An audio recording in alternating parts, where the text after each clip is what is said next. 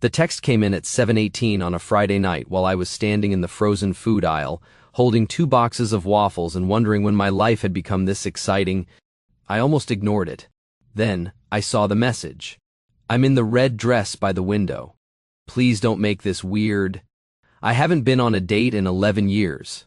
Now, I don't know what kind of man you imagine receives texts like that, but I'm 46, divorced, and my most committed relationship at the time was with a grocery store rotisserie chicken. My name is Daniel Price. I teach auto shop at a community college in Ohio, own one decent jacket, and had not been the guy waiting for a woman in a red dress by a window in a very long time. So I did what any responsible adult would do. I stared at my phone like it had accused me of a crime. The number wasn't saved. No name. No clue. A second text followed. Also, if I panic and leave, tell me I'm not allowed to. My sister made me promise. I should have typed. Wrong number. That would have been simple. Clean. Mature.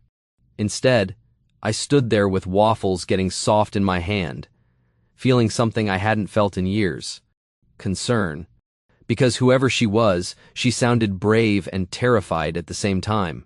And I knew that feeling. After my marriage ended, people kept telling me to get back out there, like dating was a swimming pool and not a cold lake full of emotional snakes. I typed carefully. I think you may have the wrong number, but for what it's worth, you're allowed to be nervous. You still showed up. 3 little dots appeared immediately, then disappeared, then appeared again. Oh my God.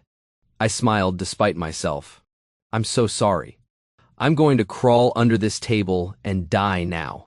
Please don't, I wrote. That seems hard on the restaurant staff. There was a pause. Then, you're nicer than the man I was supposed to text. That sentence should have been the end of it. Instead, it was the beginning. Her name, I learned 3 messages later, was Claire Bennett, 42, single mom. Her son was 10 and at a sleepover for the first time in months, which was the only reason her sister had managed to bully her into downloading a dating app. The man she was supposed to meet was named Brad, which already sounded like a problem to me, though I tried to remain fair to all Brads as a group. She was at a little Italian place downtown called Marino's. I knew it. Everybody knew Marino's. Good bread, terrible parking, lights dim enough to make everyone look like they were about to confess something. Brad was 15 minutes late. Then, 20. Claire texted, I think I've been stood up. I looked down at my cart. Waffles. Chicken. A bag of salad I was absolutely pretending I would eat. There are moments in life when you can feel a door open, even if you're too old and too tired to believe in dramatic nonsense. This was one of those moments. I wrote, Do you want me to keep texting until you finish your bread? She replied, That is both pathetic and exactly what I need. So I did. I stood in aisle 7 and texted a stranger through what should have been her first date in 11 years. I asked her what kind of bread they'd brought. Warm, dangerous, the kind that makes you believe in butter again. I asked if the red dress was as impressive as advertised. She wrote, It still has the tag tucked in the back because I wasn't sure I was keeping it. That made me laugh out loud, which caused an older woman near the peas to look at me like frozen vegetables deserved silence. Then, Claire sent one more message. I know this is ridiculous, but can I tell you something honest since I'll never meet you? My thumb hovered over the screen. Sure. The reply came slowly. I'm not sad he didn't show up. I'm scared I'm relieved. I stopped laughing. The fluorescent lights hummed above me. Somewhere a freezer kicked on. The waffles in my hand were definitely losing their structural integrity. I understood her too well. I had been relieved when dates canceled. Relieved when conversations died. Relieved when life stayed small because small felt safe. After my divorce, I told myself I was healing, but some nights I was just hiding with better vocabulary. I typed, maybe part of you already knew he wasn't the right man to walk toward.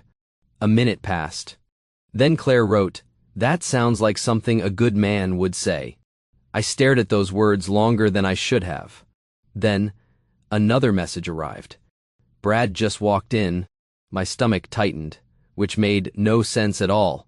I didn't know this woman. I had no claim, no place, no reason to care whether some late dating app guy with a terrible name sat across from her. But then, Claire sent a final text. He's not alone. Sometimes you just sit beside someone while they decide whether to turn the key. I typed, "You don't have to be polite to people who made you feel small before they even sat down." The message showed delivered, no answer. I stared at the screen until my cart drifted slightly and bumped the freezer door. A teenage stock boy looked over like he was wondering if I needed supervision. Then Claire sent, "He's introducing us." A moment later, he said, "Claire, this is Monica. She wanted to make sure I was meeting someone normal." I felt my jaw tighten. Normal. There are words people use when they want to insult you while keeping their hands clean. I wrote, "Stand up." She replied, "What?" "Stand up. Put your napkin on the table. Smile if you can. Then leave." I regretted sending it the second my thumb lifted. Who was I to give orders to a stranger in a restaurant? Some divorced shop teacher holding salad he didn't want? But Claire answered, "My legs are not currently taking suggestions." So I did the only thing I could do. I called her. The phone rang once, twice. When she answered, her voice was low and tight. "Daniel?" I had not known how much I wanted to hear my name in her voice until it happened. "Hi," I said, standing between frozen pizza and breakfast sausage like a man in a very unimpressive rescue scene. "You're going to pretend this is an urgent call." "What?" "Work with me, Claire." A tiny breath, almost a laugh. "Okay." I pitched my voice louder, clean and steady. "Ms. Bennett, I'm sorry to interrupt, but there's been an issue with your son's overnight bag." She went still on the other end. Then she caught on. "Is he okay?" "Completely fine," I said. "But you're needed." There was a pause. In the background, a man said, "Is everything all right?" Brad, I assumed. He sounded exactly like someone who owned too many vests. Claire's voice changed. Not louder. Stronger. "I'm sorry," she said away from the phone. "I have to go." Another woman's voice, smooth as a knife. "Already?" And then Claire did something that made me like her before I had any right to. She said, "Yes, already."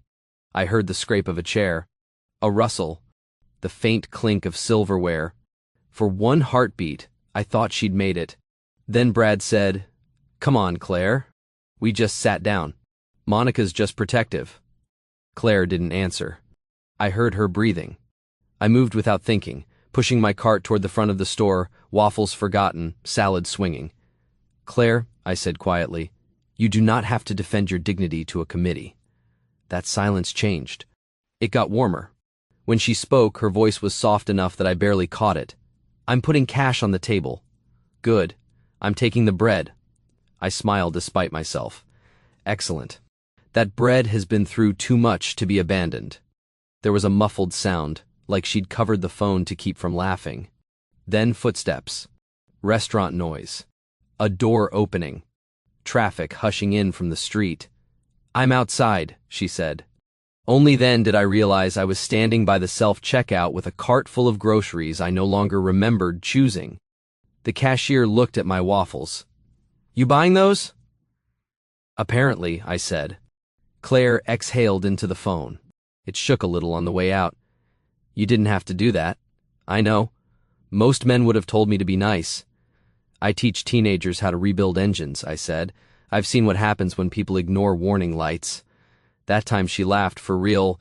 It was brief, uneven, and beautiful, in the way relief can be beautiful when it finally gets air.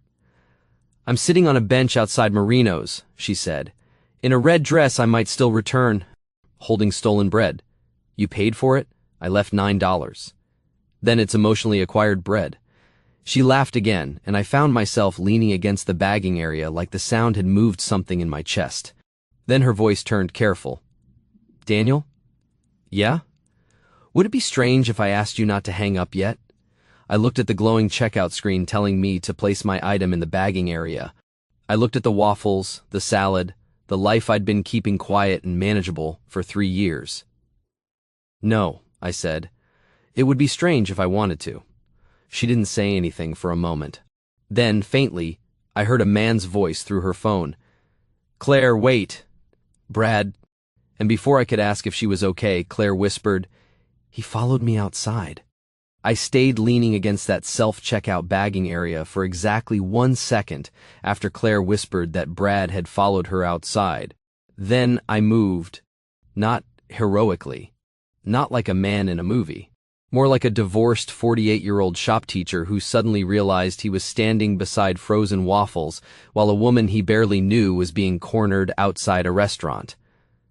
"Claire," I said, already pushing my card away from the register, "can you stand up?" "I'm sitting," she whispered. "I know." "Stand up if you can. Don't let him loom over you." There was a rustle on her end. The bread bag crinkled. The cashier called after me. "Sir? Your groceries?" I looked at the cart, then at the automatic doors, then back at the cart. "Keep the waffles," I said.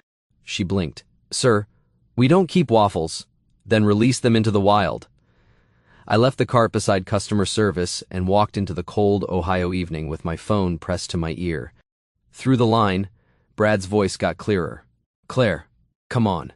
Don't do this dramatic thing." Her voice came back steadier than I expected. "I'm going home." "You're embarrassing me." That sentence did something ugly inside my chest. Not because I knew Claire. I didn't. Not really. I knew her laugh, her nerves, and that she stole bread with accountability, but I knew that tone. My ex-wife, Melissa, used to shrink whenever her father spoke to her that way at family dinners. Like her feelings were a mess someone else had to apologize for. Claire said, "I'm embarrassing you?" Brad sighed, big and wounded. "Monica just wanted to meet you." "On our first date?" "Well, you have a kid?" "I have kids. Adults should be practical." I stopped beside my truck. A kid. Of course she had mentioned being a single mom in the title of her life. But not in our messages. She had carried that detail quietly, like something people had taught her to apologize for. Claire's voice hardened. "My son is not a scheduling concern, Brad. Don't twist it. I'm saying it matters. Dating a woman with a teenage son is complicated." Teenage son. My hand paused on the truck door handle. I taught juniors and seniors at Westbrook Vocational. Engines, brakes, electrical systems, and the occasional lesson on not solving heartbreak with a burnout in the student parking lot. Half my students had last names I recognized from grocery receipts and parent emails. Brad kept going. "Monica thinks you might be looking for someone to step in. Financially, emotionally, whatever." Silence. That was the kind of silence that made me want to put my fist through something expensive. Claire said very quietly, "You brought your ex-wife to see if I was a burden. Don't say it like that. How else should I say it?" I opened my truck door, climbed in, and started the engine. "Claire," I said, "where is your car?" "Across the side lot, near the bank." "Can you walk there?" "I can." "Do that." Brad's voice sharpened. "Who are you talking to?" Claire didn't answer him. Footsteps started through my speaker. I pulled out of the grocery store lot too fast, then forced myself to slow down because getting pulled over would not improve anyone's evening. "Claire," I said, "I'm walking. You're doing fine." "I don't feel fine." "You don't have to feel fine to leave." There was a breath on the line. Then, because apparently the woman could be funny while being emotionally mugged in a parking lot, she said, "I still have the bread." Good. Evidence of survival. A laugh escaped her, shaky and small. Then Brad said, closer now, "Claire, stop." Her footsteps stopped. So did my breathing. "I said stop," he repeated. Claire's voice changed. It went low and clear. "Brad, if you take one more step toward me, I'm going back inside and asking the hostess to call the police." For a second, all I heard was traffic. Then a woman's voice cut through the night. "Brad?" Let her go. Monica. Well, there was a twist. Brad snapped. Stay out of it. No, Monica said. I should have stayed out of it at the table. Not now. I turned onto Maple, 2 blocks from Marino's. Monica's voice came closer to Claire's phone. Claire, I'm sorry. He told me you wanted to meet me. He said you were nervous about the kids. Claire let out a stunned breath. He said what? Brad muttered something I couldn't catch. Monica did not mutter. He does this. He makes women audition for a role he hasn't even earned the right to offer. I almost laughed, but there was nothing funny in it. Claire said, I didn't know I was auditioning. You weren't, Monica said. He was. That line landed so cleanly I wanted to applaud the woman. I pulled into the side lot by Marino's and parked under a flickering lamp.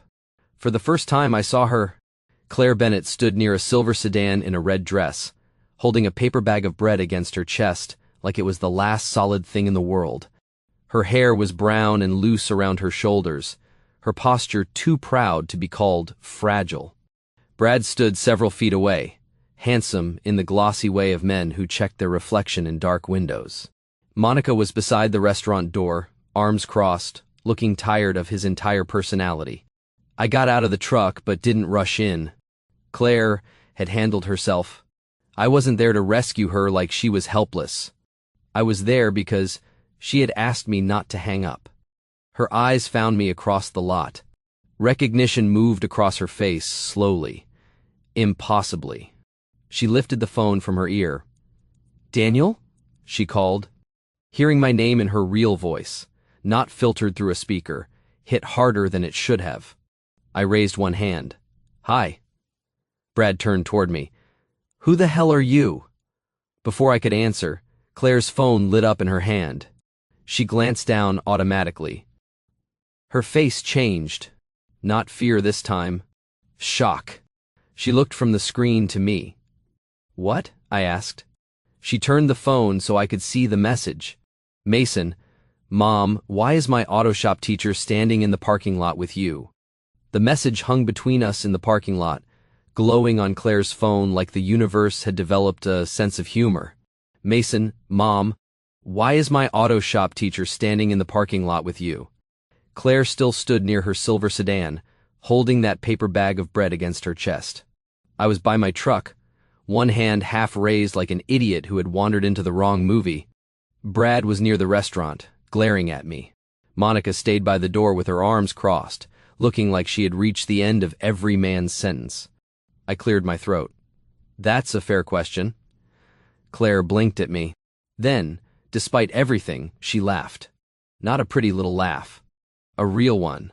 The kind that breaks through panic like sunlight through blinds. Brad did not appreciate the lighting change. Auto shop teacher, he said, looking between us. Claire, are you serious? Claire lowered her phone. I accidentally texted him instead of you. Brad's face twisted. And he came here? I asked him not to hang up, she said. That doesn't answer my question. I took one step forward, slow enough that nobody could mistake it for a challenge. She was uncomfortable. I was nearby. Brad gave me a cold smile. So you make a habit of running to lonely women in parking lots? There it was. The sentence meant to make her shrink. I saw Claire's shoulders tighten. Before I could speak, she did. No, she said. He made a habit tonight of listening when I said I was uncomfortable. You should try it sometime.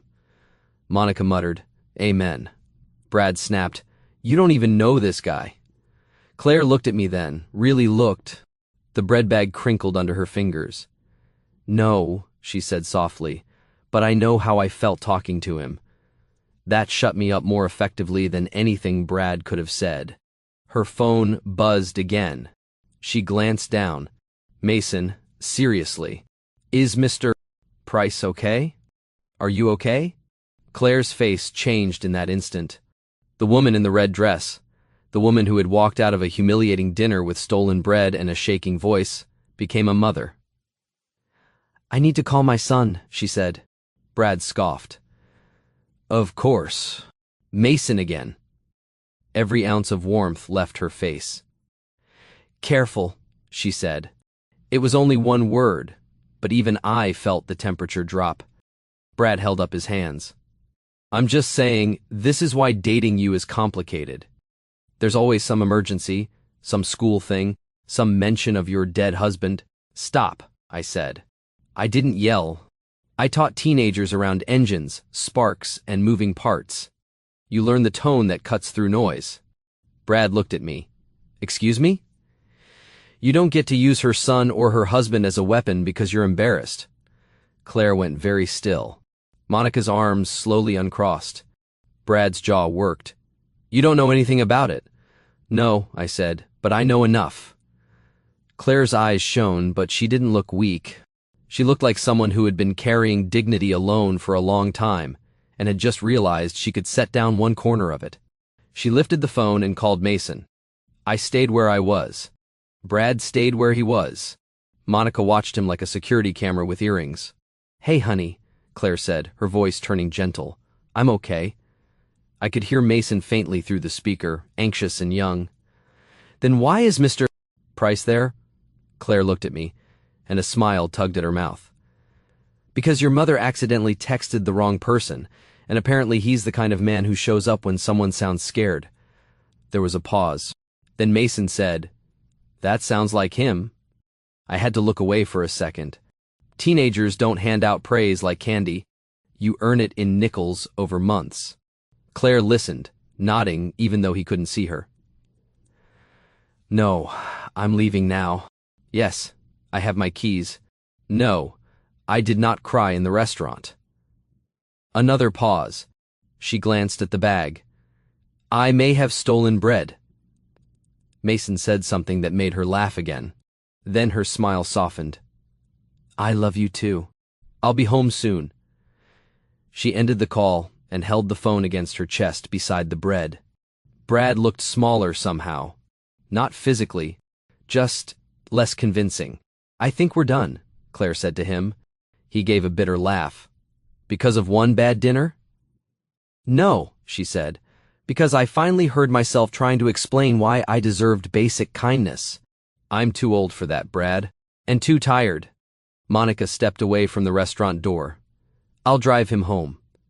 Brad turned on her. Monica, no, she said. You are absolutely not driving angry after humiliating one woman and insulting a dead man in front of a teacher who looks like he knows how to use a tire iron. I do, I said. Claire looked at me. For tires, I added. That did it. She laughed again, and this time it sounded less shaky.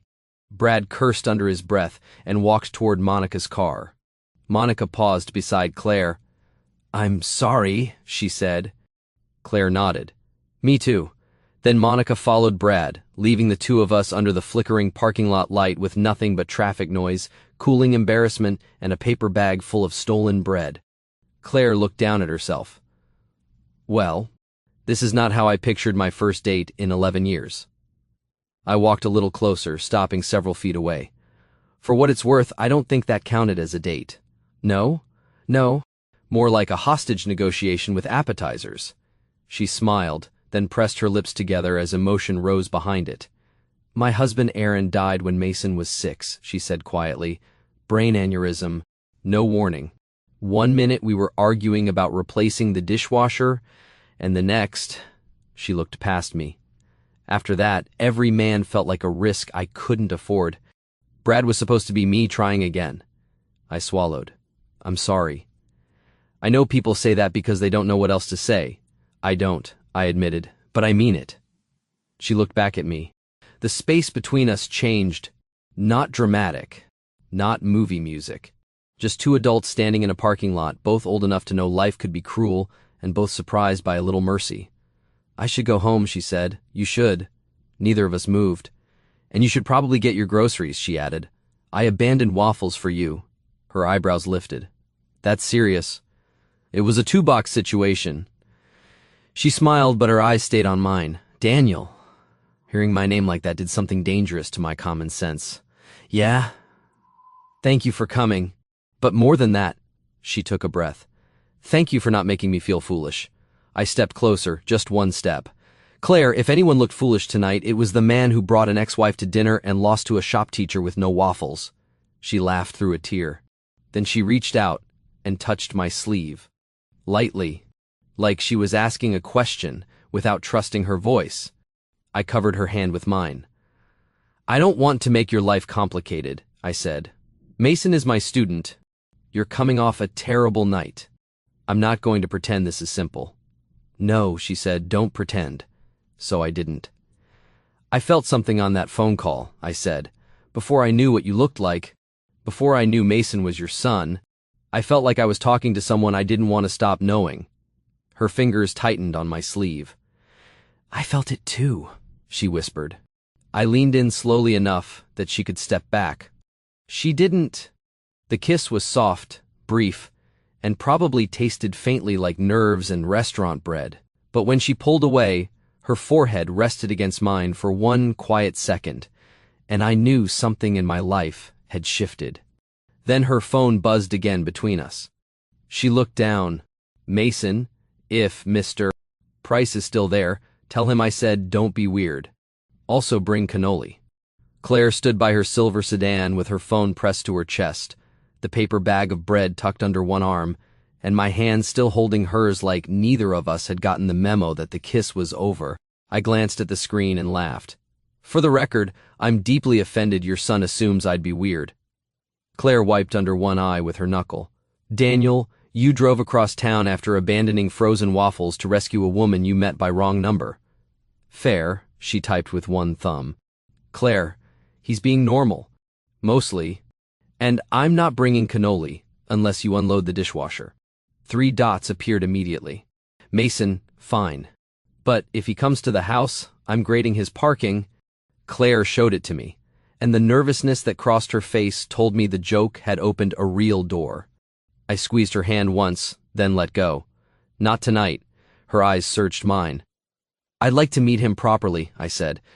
Not after a parking lot drama and not as the guy who kissed his mom before dessert.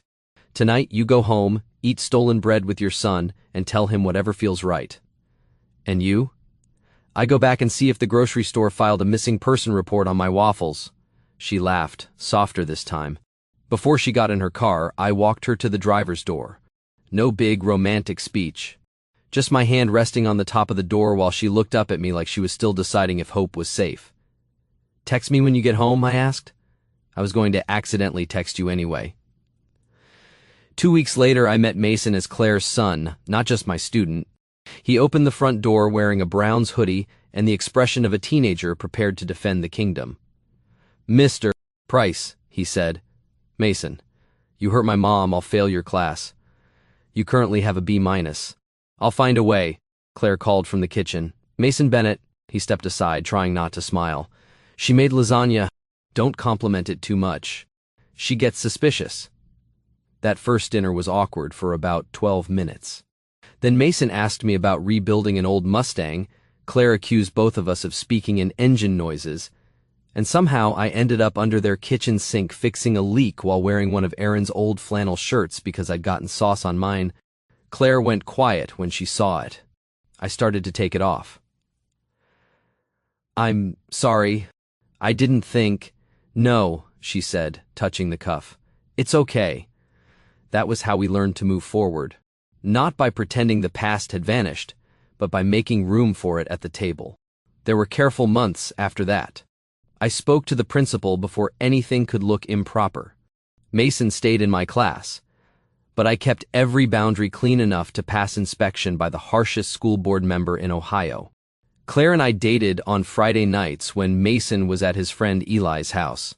Sometimes we went to nice restaurants. Sometimes we sat in my truck eating takeout because both of us were too tired to be impressive. Our first real argument happened over a shelf. I installed it crooked. Claire insisted it was fine. I insisted it was not. She finally said, Daniel, I don't need everything in my life repaired. That landed harder than she meant it to. So I put down the drill, sat beside her on the floor and said, Then tell me when you want help and when you just want company. She leaned her head on my shoulder. Company. I became very good at company. A year later, Mason graduated. When he crossed the stage, Claire cried into my jacket, and Mason rolled his eyes from 20 yards away like we were personally embarrassing him in front of democracy. Afterward, he hugged his mother, then looked at me. "You're still weird," he said. "I've grown as a person." "No." Then he hugged me too. Quick, crushing, and gone before anyone could make a big deal of it. Claire and I got married the following spring in her backyard under a rented white tent. Nothing fancy. Mason walked her halfway down the aisle, then stopped, kissed her cheek, and put her hand in mine. "Don't mess this up," he whispered. "I won't." Claire heard him and laughed through tears. At the reception, someone placed a basket of bread on our sweetheart table as a joke. Claire picked up a roll, held it like evidence, and said, "This marriage began with theft." "And waffles," I added. "And one wrong number," she said. 3 years have passed since that night outside Marino's. Mason is studying mechanical engineering now, though he still texts me pictures of badly parked cars with the caption, "Is this you?" Claire and I bought a small house with a garage big enough for my tools and a kitchen bright enough for her basil plants. Some evenings, after dinner, she'll lean against the counter and text me from 6 feet away. "Claire, are you available to rescue a woman from a terrible date?" And I'll look up at my wife, at the laugh lines I love, at the life I never expected to find in the middle of a grocery run, and text back, "Me, only if she steals bread." What would you have done if a single mom accidentally texted you instead of her date and ended up needing help in a parking lot? And have you ever had one wrong message reveal feelings you didn't know how to name? Tell me your story in the comments. If you liked this one, leave a like, subscribe, and I'll see you in the next